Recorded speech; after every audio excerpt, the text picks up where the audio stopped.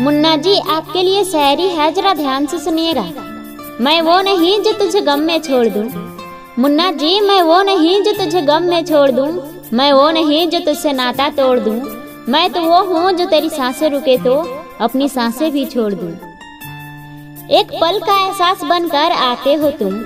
मुन्ना जी, एक पल का एहसास बनकर आते हो तुम। दूसरे ही पल उड़ जाते हो तुम। जानते हो तन्हाई से डर लगता है हमें, फिर भी तन्हा छोड़ जाते हो तुम।